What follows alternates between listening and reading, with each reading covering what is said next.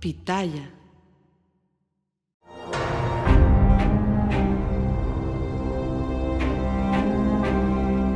Soy la periodista Anabel Hernández. Bienvenidos al segundo episodio de Narcosistema. Antes que nada, realmente quiero agradecerles profundamente la respuesta que ha habido a este nuevo proyecto, a esta nueva convocatoria. Para mí, este nuevo espacio es un espacio creado, pensado en ustedes, que durante años han convertido mis libros, mis investigaciones en bestsellers, y que ahora hemos decidido hacer este espacio de largo aliento, con mucho más tiempo, con mucho más libertad, para romper el silencio, para romper la censura y para estar en comunicación con ustedes sin filtros y sin intermediarios. Así que les agradezco mucho su respuesta. Conforme vaya aumentando la sacudida al sistema criminal tras la captura de El Mayo Zambada y la entrega de Joaquín Guzmán López, hijo del Chapo Guzmán, irá el sistema criminal tratando de concentrar más información, tratando de imponer su narrativa, tratando de imponer la propaganda. Por eso es importante este espacio para aquí encontrarnos y para poder decir las cosas que tienes que saber. La censura no es un tema que directamente me afecte principalmente a mí.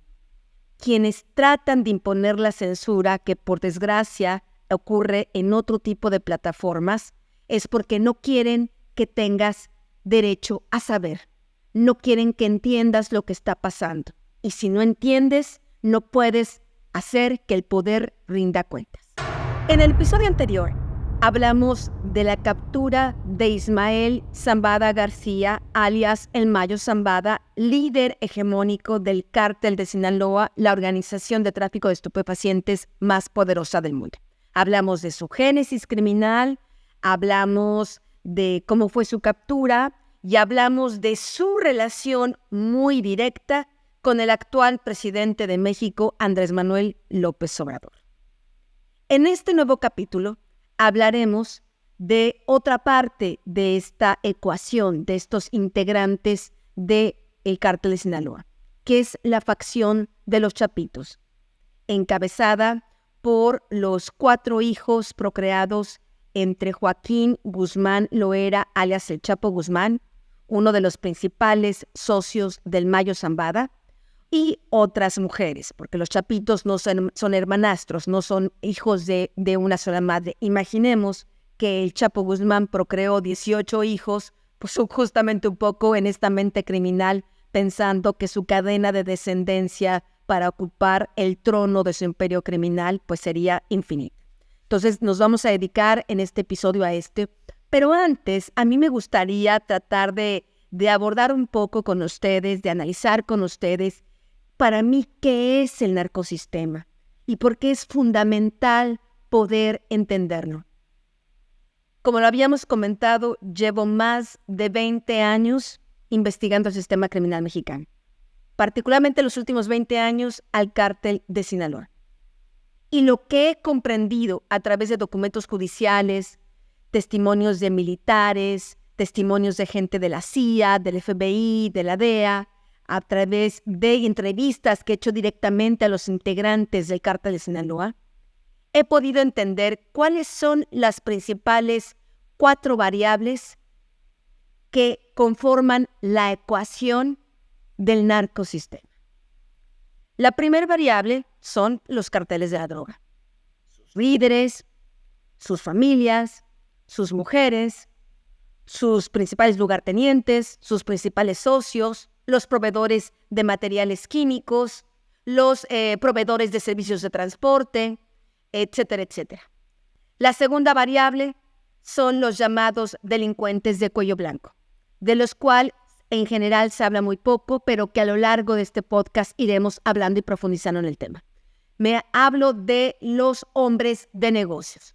No me refiero ahí de los que tienen una luchería en la esquina, no, me refiero a hombres de negocios de mediano y grueso tamaño que en México y en otras partes del mundo operan con el cártel de Sinaloa, asesores financieros, bancos que les ayudan a mover su dinero criminal, que les ayudan a lavar el dinero. Esta pieza, esta parte de esta ecuación es fundamental porque dijéramos, estos delincuentes de cuello blanco son una arteria que bombea sangre a este corazón criminal. Es el dinero. Sin dinero, los narcos no pueden producir más droga, no pueden comprar precursores químicos, no pueden pagar balas, no pueden pagar armamento, no pueden tener sicarios, no pueden sobornar a funcionarios públicos. Así que el dinero es una parte fundamental de todo esto y las personas que les ayudan a lavar. Una tercera parte indispensable es la corrupción, la compra de conciencias a todos los niveles de gobierno, presidentes municipales, gobernadores, presidentes de la República, como ya lo platicamos en el episodio pasado. Estamos hablando de diputados, de senadores, de militares, de jefes policíacos, etcétera, etcétera. Sin esta parte de la complicidad, los narcotraficantes pues no serían impunes, estarían en la cárcel. Si el cártel de Sinaloa, si el Mayo Zambada, si los Chapitos han podido mantenerse hegemónicos en el mundo criminal, es gracias a la complicidad de decenas y centenas de funcionarios públicos, sobre todo en este actual gobierno, en el régimen de Andrés Manuel López Obrador. Y la cuarta variable de esta ecuación, de la que también muy poco se habla, y yo de verdad quiero a través de este podcast poder hablar profundamente sobre esto, son los clientes finales, los consumidores de droga, de los cuales prácticamente nadie pone atención. Si no fuera porque hay millones y millones y millones de consumidores de drogas ilegales, estos carteles no existirían en la magnitud en la que existen. Desde hace años se ha tratado de despenalizar el uso de drogas, pues justamente también entiendo esa visión para atender un problema de salud pública, para atender el tema de las adicciones. Pero por otra parte, esta misma despenalización ha provocado, dijéramos, una visión bastante ligera sobre el consumo de drogas, ¿no? Como que casi depende de cada quien, de libre albedrío, de lo que cada uno quiera hacer con su vida. Y eso no es así. Nuestras decisiones cotidianas tienen consecuencias graves. Es increíble que hoy las nuevas generaciones se preocupen más por tirar una bolsa de plástico en el mar, ¿no? Muy preocupados por las tortugas, muy preocupados por el calentamiento global, pero no les preocupe que el consumo de una grapa de cocaína, de una pastilla de fentanilo, de una dosis de anfetaminas, tenga como consecuencia estar asesinando a personas inocentes en México y otras partes del mundo, o esclavizando niñas, propiciando la pornografía infantil y muchos otros negocios criminales ligados a los carteles de la droga. Así que yo creo que sí, que si los ciudadanos, los clientes finales de esta gran cadena de corrupción tuvieran más conciencia de lo que hacen, más conciencia de las repercusiones de sus decisiones, muchos de estos clanes de narcotraficantes no existirían. Y hablando justamente de esos clanes criminales, hoy voy a hablar de este póker del mal, infernal, piensan algunos, conformado por los 4 hijos del Chapo Guzmán: Iván Archibaldo, Jesús Alfredo, Ovidio y Joaquín Guzmán. Ellos son los llamados Chapitos, aunque sus enemigos, ¿saben cómo los llaman? Los llaman los patas cortas, que es un apodo que por supuesto no le gusta a los hijos del Chapo Guzmán, pero es un apodo que tiene que ver con su corta estatura, muy similar a la de su padre. A diferencia del Mayo Zambada, los Chapitos, cuando nacen, cuando dan su primera bocanada de aire en este mundo, ya estaban inseridos en el mundo criminal. Ya su padre era un famoso narcotraficante, conocido por su violencia y por ser muy sanguinario. Era ya miembro del llamado Cártel de Guadalajara, comandado por Miguel Ángel Félix Gallardo y Rafael Caro Quintero. En aquella época, el Chapo Guzmán era un feroz gatillero de ellos. Es así como empieza el Chapo Guzmán. Y estamos hablando de que el Chapo Guzmán es detenido en 1993, por primera vez cae en prisión. Y todos estos hijos, estos 4 integrantes de los Chapitos, durante años estuvieron visitando a su padre, ya sea en la cárcel de La Palma, en el Estado de México, en la cárcel de máxima seguridad, o en Puente Grande, Jalisco. Y cuando entraban, pues en realidad veían que su padre era el rey de la prisión. Donde estaba su padre encerrado no era en realidad una cárcel, sino una especie de hotel resort, donde incluso se celebraban los hijos, me refiero Iván, Alfredo, Ovidio, Joaquín, iban y entraban a la cárcel y en vez de ver el castigo de la autoridad, pues veían casi el premio a su padre, ¿no? Había fiestas de Navidad, había arbolitos de Navidad, había música dentro de la prisión, incluso los Chapitos, cada uno con su respectiva madre, llegó a dormir dentro de las prisiones así como si fuera un hotel de lujo. Entonces estamos hablando realmente que son jóvenes que para ellos ser un criminal es tan natural como la de el hijo de un futbolista ver el fútbol. Es una cosa tan natural como respirar. Es así como estos hijos nacen ya pues condenados, un poco marcados para ser tarde que temprano los sucesores de su padre.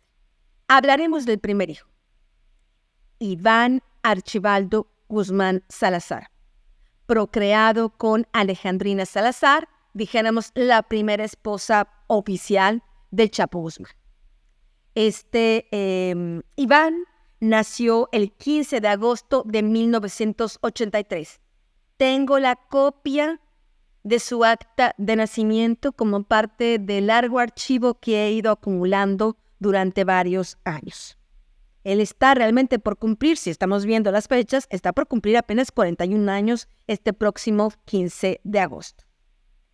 Estamos hablando de que quienes lo conocen lo describen realmente como muy violento y calculador. Es el primero de los hermanos que cayó en prisión en 2004. Fue detenido, acusado de homicidio de una joven mujer canadiense con su acompañante.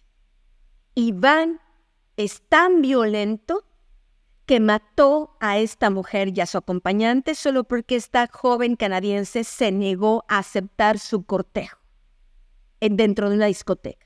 Salen, se hacen de palabras, él quiere seguir acosando, su acompañante la defiende y es ahí como muere esta joven y su amigo. Y finalmente Iván es detenido en 2004, es llevado a prisión y dura ahí 4 años. Después, impunemente, incluso se le declara inocente, pese a haber sido culpable, y puede salir de la prisión en 2008. Estuvo 4 años. Quienes lo conocen saben que en prisión a veces lloraba, pues porque el muchacho no estaba acostumbrado, él estaba acostumbrado a ser el rey de la casa, ¿no? Estar en la prisión no es algo que le haya gustado y sobre todo tenía mucho miedo de que los enemigos de su padre pudieran asesinarlo. Quienes lo conocen afirman que él es la mente maestra, la mente criminal detrás de sus hermanos. Después de él viene su hermano Jesús Alfredo, que nació el 17 de mayo de 1986. Le dicen Alfredillo o el menor.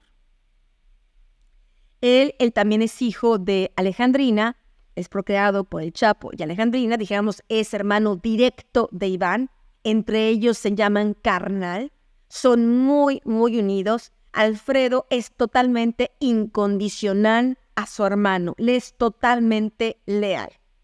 Y Alfredo, aunque es más joven que Iván, es el primer hermano que entra al mundo criminal. Justamente cuando Iván estaba en prisión, Alfredo empieza a ser un operador para su padre. De hecho, en el expediente criminal que existe en Chicago en contra de los Chapitos, justamente hay grabaciones ya donde Alfredillo está haciendo sus pininos en negociaciones de toneladas de tráfico de cocaína de México a Estados Unidos. Quienes conocen a Alfredo dicen que es como el más ecuánime de los hermanos, excepto cuando no está alcoholizado, que realmente dicen que pierde totalmente la noción de las cosas y se convierte en una máquina de guerra. Esto contrasta, diría yo de un modo, pues un poco perturbador, con una debilidad que tiene Alfredo, muy poco conocida, y que yo pude descubrir justamente por la gente que lo conoce. Alfredo suele hacerse acompañar, ya sea a las discotecas de moda que a las reuniones de narcos, por un pequeño y dulce mini Pomeranian, a quien él le llama Blue. Lo lleva cargado como si fuera un bebé, como Paris Hilton llevaba a su chihuahua, o lo lleva metido en una bolsa de marca, siempre observando este pobre perro, el mundo criminal y las acciones criminales de su propietario. Esto pues habla realmente de este tipo de desfase en las personalidades de los chapitos, que también nos habla de su peligrosidad, evidentemente. En 1986 nace Edgar Guzmán López, que dijéramos era el que nació para ser el rey. Era el preferido de Joaquín Guzmán. Es un hijo que procreó con Griselda López Pérez, dijéramos la segunda esposa oficial del Chapo Guzmán. Y Edgar era muy parecido físicamente a su padre, era mujeriego, le gustaba bailar, era violento. Para el Chapo Guzmán era como su copia, prácticamente como su calca. El problema es que Edgar muere trágicamente, como ocurre en este tipo de Juego de Tronos, ¿no? Muere trágicamente en 2008. Dedicaremos todo un episodio para hablar de esta trágica muerte porque tiene mucho que ver con los enfrentamientos, con las disputas actuales entre los Zambada y los Guzmán. Pero bueno, de eso hablaremos en otro episodio. Y dada la muerte de Edgar, es ahí cuando Iván, pues dijéramos, sube al trono, ¿no? Cuando el Chapo dice, bueno, ya no está Edgar, ahora es Iván. Iván, un hombre, repito, lleno de rencores y lleno de complejos. Cuando estaba en prisión, estaba a punto de perder una pierna porque había tenido, poco antes de ser arrestado, un accidente automovilístico. Entra a la cárcel y esta pierna casi se le gangrena. Cuando sale de prisión, él cojeaba un poco, tenía ciertos complejos por esto, pero después de muchas cirugías dicen que ahora camina mucho mejor. Algunos de sus enemigos lo apodaban el Rengo, cosa que a Iván, por supuesto, no le gustaba. Después viene el de los hermanos Guzmán, nacido el 6 de febrero de 1987, Joaquín Guzmán López, hermano directo de Edgar, cuya madre también es Griselda. Dijéramos que en los últimos días es el hermano, es el miembro de los Chapitos que ha jalado más la atención de la audiencia, del público, de los mexicanos, de los ciudadanos. ¿Por qué? Porque es justamente Joaquín Guzmán López, alias el Güero y alias el Moreno, estos dos apodos contrastantes, pero así es como se le conocía, como se le conoce, es el artífice, es el operador de esta captura espectacular, casi de película, del Mayo Zambada. Es él quien, junto con sus hermanos, le tienden la trampa. Él es quien lo captura, lo mete al avión y lo lleva a Estados Unidos con un Mayo Zambada invicto, totalmente estupefacto. Bueno, quienes conocen a Joaquín, apodado el Güero o el Moreno, señalan que Joaquín es el más distinto, el más diverso de todos los hermanos. A Joaquín no le gusta el alto perfil. A Joaquín Jr. no le gusta llamar la atención. A Joaquín Jr. incluso no le gustaba el mundo de narcos, aunque era un narco. Él, en sus tiempos libres, prefería juntarse con otro tipo de familias en Sinaloa. No le gustaba estar con las familias de los narcos. Él le gustaba estar con sus compañeros de universidad, porque él, de los Chapitos, él sí fue a la universidad, se graduó de la universidad. Es un muchacho que tiene cierta inteligencia y preparación. Imaginemos si lo comparamos con su padre, que apenas estudió hasta tercero de primaria, pues ya estamos hablando que Joaquín Jr. ya cambió, dijéramos, la dinastía de los Guzmán, y estamos hablando de una nueva generación de narcos que están más preparados para el crimen y para el mal, pero al final de cuentas más preparados.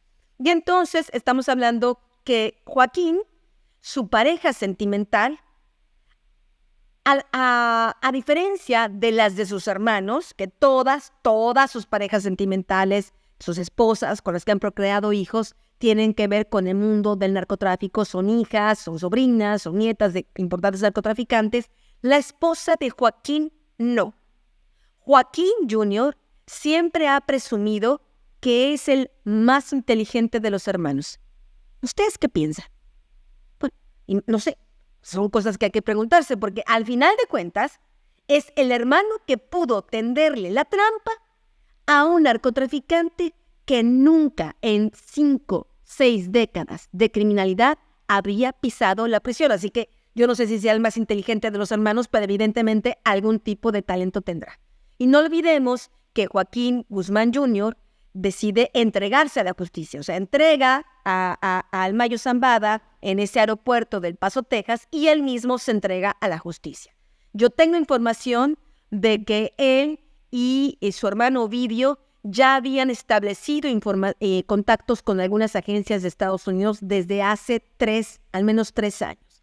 Y muy probablemente, y esto sí es una hipótesis mía, muy probablemente haya sido su madre y su propia esposa, su propia pareja sentimental, que no tiene nada que ver con el mundo del narco, lo que seguramente influyó para que él tomara esta decisión de entregarse a la justicia. Sabemos, los que conocemos este tipo de maniobras, que si uno de estos narcotraficantes, aunque sea alto criminal, aunque haya cometido muchos actos ilegales, cuando se entregan a la justicia de Estados Unidos, pues tienen muchos puntos a favor. Seguramente, pues por supuesto se entregó para colaborar, no es que se entregó para no colaborar, se entregó para colaborar, tiene información muy, muy fresca de las complicidades del actual gobierno al más alto nivel.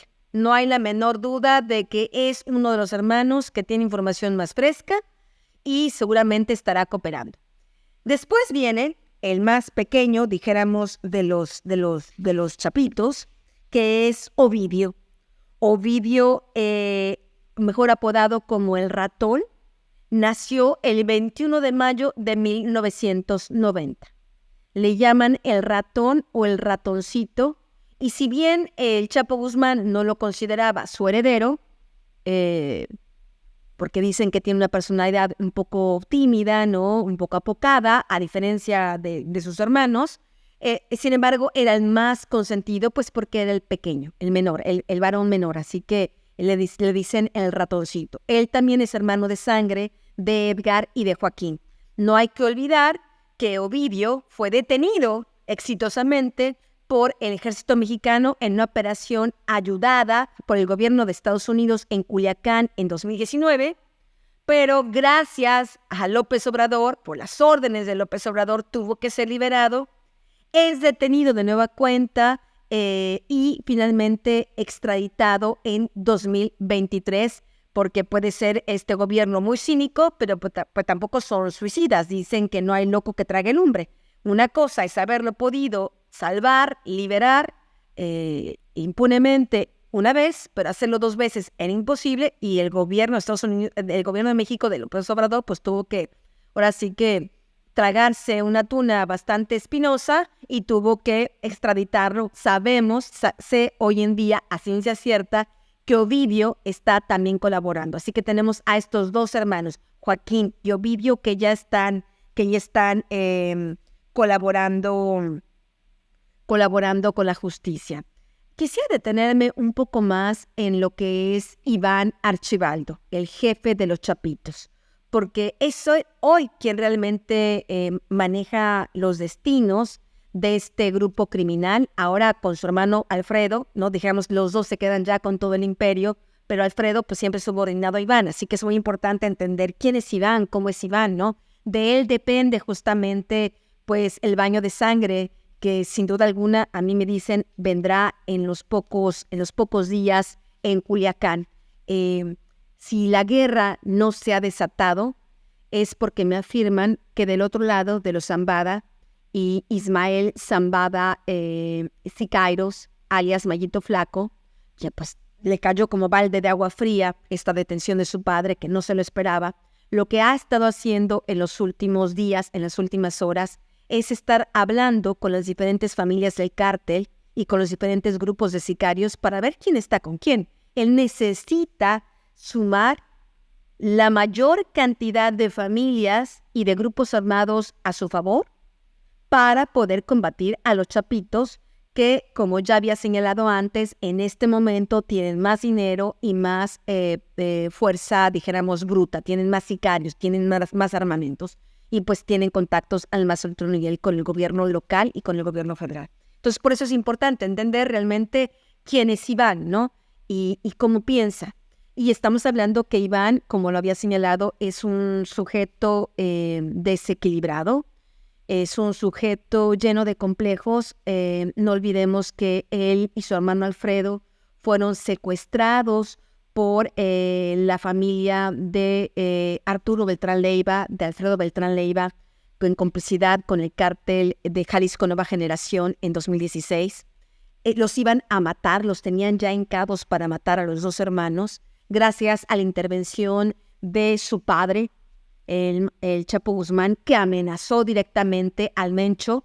Le dijo, tú matas a mis hijos y yo tengo una pistola en la cabeza de tu hijo, que estaba el Menchito, que estaba en una prisión de México. Y entonces cuando el Mencho entiende que matando a los chapitos condenaba a su hijo a la muerte, es por eso que decide finalmente liberar a los chapitos. Un hijo, 2 hijos por un hijo. Ese fue el intercambio que hicieron. Este evento realmente puso en ridículo a los chapitos, ¿no? La gente decía, pero ustedes son herederos ¿de qué cosa? Ustedes no tienen los tamaños que tenía el padre, no pueden siquiera proteger sus propias vidas, pues mucho menos pueden comandar el cártel. Por eso, Iván comenzó a ser mucho más violento, mucho más sanguinario, porque tenía que hacerse respetar, entre comillas, en ese mundo criminal. Bueno, pues justamente investigando sobre el perfil de Iván, me hablan que parte de estos complejos es su extrema violencia con las mujeres. Estamos hablando que es un hombre mujeriego y bailador, como su padre, ¿no? Anda por aquí y por allá buscando novia todos los días. La gran mayoría de los teléfonos que tiene en la mesa cuando llega a una fiesta, cuando llega a una reunión, no es para hacer negocios de drogas. Eso se lo delega a otras personalidades que dedicaremos el espacio, un episodio muy particular a hablar quiénes están detrás de los chapitos. Si Iván y Alfredo mueren, ¿quiénes serán los herederos? Pero bueno, eso es parte de un próximo podcast. Entonces estamos hablando de que Iván es un hombre muy violento, golpea a las mujeres cuando estas mujeres no ceden a sus deseos. De hecho, está ese episodio de la joven canadiense y está el episodio de otras de sus mujeres que en hoteles las ha golpeado pues casi hasta la muerte. Han tenido que intervenir sus sicarios para decirle, no, jefe, no la golpees, no la mates, vamos a tener aquí un problemón, ¿no?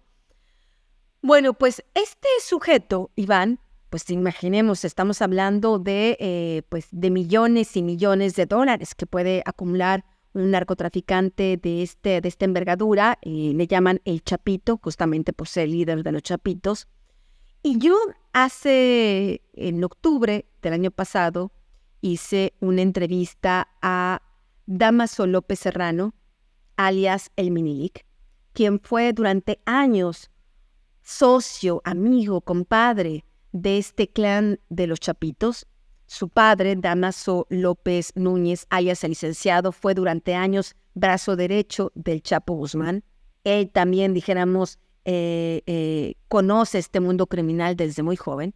Y yo le pregunto específicamente, justamente hablando pues de estos temas de las mujeres y los narcos y ese tipo de cosas. Ustedes recordarán que he hecho investigaciones muy, muy largas, documentadas y también, entiendo, polémicas sobre las mujeres de la farándula con el mundo criminal. He dedicado 2 libros para esto, M, las otras señoras del narco, y Las señoras del narco, Amar en el infierno. Bueno, Hay información inédita que nunca antes había revelado. Lo revelo por primera vez en este podcast sobre los Chapitos y su imperio criminal.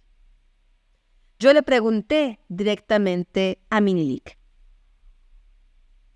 ¿Sabe, por ejemplo, si algunos de los Chapitos han estado involucrados con algún artista? Minilic dijo que sí. ¿Quieren saber quién es la superfamosa artista mexicana que ha sido amiga personal de Iván Archibaldo Guzmán Salazar, el líder sanguinario de los Chapitos? ¿Quieren saber quién está esta joven mujer que ha pasado cenas a la luz de la luna en playas de Sinaloa con este narcotraficante, uno de los más buscados por el gobierno de Estados Unidos? Con mucha cautela y tacto, Minilic me dijo: yo no puedo, o sea, no estuve ahí, pero lo que Iván me decía con Belinda, él presumía. Estupefacta, le pregunté: ¿Iván Guzmán Salazar le decía a usted que estuvo con Belinda, la cantante? Sí. ¿En qué circunstancias? ¿Recuerda la época en la que Iván le contó esto? No, pues era cuando éramos amigos. No recuerdo el año, ¿verdad? Pero pues él lo presumía de que era su amiga y que tuvo que ver con ella, pero que al final terminó como amigos, así. Belinda Peregrín, mejor conocida como Belinda, es una famosa cantante pop mexicana, nacida, irónicamente, el 15 de agosto de 1989, el mismo día que nació Iván Archibaldo. Es decir, los dos cumplen años en la misma fecha. La información sobre la presunta amistad entre Belinda y el líder de los Chapitos no solo me fue señalada por Minilic. Semanas después, pude entrevistar directamente, cara a cara, a otro de los integrantes, de los jóvenes integrantes del cártel de Sinaloa. Y le hice la misma pregunta. Este informante me afirmó que hubo un encuentro directo entre Iván Archibaldo y Belinda en el año 2022. Que esto ocurrió en una hermosa residencia en Altata, en la bahía de Altata, un lugar que ahora está de moda en Navolato, Sinaloa, un paradisíaco lugar que está comenzando a tener un desarrollo tremendo. Tiene todo un muelle, comienza a tener diferentes desarrollos turísticos, y es un lugar al que los Chapitos les gusta, pues porque todavía, dijéramos, es un lugar no masivamente turístico y todavía pueden manejarse con bajo perfil. Me afirman que ahí Iván Archibaldo tiene una de sus casas y es ahí, en la playa, en el atardecer y después bajo la luna, que tuvo una cena romántica con la cantante Belinda, de acuerdo a esta versión de este informante. Pero además, en esa cena, y siempre de acuerdo a la versión de este informante, además de la cena romántica, Iván le habría hecho un regalo muy particular a Belinda. Un reloj de más de $200,000. Y como en este mundo del narcosistema, muchas de las piezas se acomodan de manera espontánea, ¿saben ustedes quién fue la famosísima cantante que estuvo en el cierre de campaña de Andrés Manuel López Obrador en el 2018? En la campaña presidencial que al final lo lleva a la presidencia de la República. Fue justamente Belinda, la que se dice amiga de Iván Archibaldo el líder de los Chapitos. Yo tuve conocimiento desde 2019, 2020, que no piensen que Belinda lo hizo de a gratis. A mí me afirman que uno de los hijos de López Obrador, Andrés, le habría pagado al menos 4 millones de pesos en efectivo. ¿De dónde sacó el dinero? Esa es una pregunta importante. Pero le habría pagado 4 millones de pesos a Belinda por haber cantado en ese concierto. Habitualmente las cantantes de este perfil pues no se involucran en temas políticos. Llama la atención que Belinda haya dicho que sí. Además, estuvo haciendo campaña a favor de López Obrador en sus cuentas de redes sociales, etcétera, etcétera. Lo que a mí de verdad me llama mucho más la atención, y esto se pone todavía más interesante, una historia más compleja, es que, ¿saben quiénes son amigos? ¿Quiénes han compartido fiestas, farras, etcétera, etcétera? Justamente, Andrés Manuel López Beltrán, su hermano José Ramón López Beltrán, Iván Archibaldo Guzmán y su hermano Alfredo Guzmán. Estos 4 han pasado fiestonones, se podría decir, ahí en Sinaloa.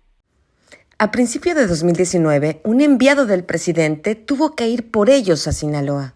Tuvo que ir a recogerlos a una de las propiedades de Iván Archibaldo, por cierto, quien sirvió en ese momento de guía, ¿no? de escolta a este enviado del presidente para pues sacar a sus hijos que terminaran la fiesta, fue justamente Néstor Isidro Pérez Salas, alias El Nini, uno de los sanguinarios, de los jefes de sicarios más sanguinarios de los Chapitos, de quien también hablaremos en otro episodio. Y bueno, llega este emisario del presidente, llega a esta propiedad de Iván, saca a los muchachos ahí como pudo, ¿no? Estaban en una mala condición, los llevan a la Ciudad de México, le manda fotografías al padre, al presidente, para que sepan que sus muchachos, los amigos de los Chapitos, están bien. Y finalmente los meten a un departamento en Santa Fe un poco para reanimarlos, les hacen estudios médicos pues para ver qué es lo que había pasado, de qué tamaño había estado la fiesta, dijéramos, de alguna manera. Lo que también me afirman categóricamente es que esta no habría sido la última reunión entre los Chapitos y los hijos del presidente. Incluso habría otro familiar del presidente directamente involucrado en esta relación, un sobrino de López Obrador, que sería, dijéramos, el mensajero, la bisagra entre los Chapitos y los hijos del mandatario. Será por eso que López Obrador, conforme avanzan los días, se pone pues más nervioso, ¿verdad? Se comprende, se entiende, ¿no? No solo se trata de ver qué es lo que dice el Mayo Zambada, que tendrá mucho que decir, como lo comentamos en el pasado episodio, que incluso tenía reuniones con López Obrador en Palacio Nacional, sino aquí estamos hablando ya de cosas que implicarían directamente a sus hijos. Si está Joaquín Guzmán López y Ovidio ahí colaborando con el gobierno de Estados Unidos, estaríamos hablando pues que muy seguramente saldrán más detalles de estos contactos. Como lo había comentado ya en el otro episodio, a mí fuentes del gobierno de Estados Unidos vinculadas a estas operaciones me han confirmado tras la detención, tras la entrega de Ovidio, tras que se haya entregado a la justicia, que efectivamente tiene información de las amistades y negocios entre los hijos del presidente y los Chapitos. Y será por eso que el viernes pasado el presidente me mandó un mensaje en su conferencia mañanera, justamente después del lanzamiento de Narcosistema. En esta conferencia de prensa, el presidente me acusa de ser agente de la DEA. ¿Ustedes qué piensan? Yo pienso que el presidente está paranoico y muy, muy nervioso. Yo no necesito ser agente de la DEA. No necesito ser agente de ninguna agencia de Estados Unidos ni de ningún otro país para entender las complicidades del presidente y para documentarlas como lo he hecho en mis investigaciones. No, señor presidente. Yo soy solo una periodista mexicana, hija, madre de familia, que está convencida que este narcosistema del cual usted forma parte tiene que conocerse. La ciudadanía tiene que conocer de qué está hecho, porque no se puede destruir lo que no se conoce. Usted no quiere que la gente entienda, usted no quiere que la gente sepa. Ahora, en este podcast, sabrán todo aquello que usted quiere ocultar. Es por eso que López Obrador, en el cierre de esa conferencia, ya preparándose para lo que se viene, ¿saben lo que dijo? Dijo que las acusaciones que haga el Mayo Zambada hay que tomarlas con reservas. Dijo que pues el Mayo Zambada no debe hablar por hablar y que no debe hablar por consigna y que todo lo que diga el Mayo Zambada tiene que probarlo. Bueno, López Obrador, no cabe duda que usted ya no duerme en paz. Esto fue Narcosistema. Nos vemos en el próximo episodio.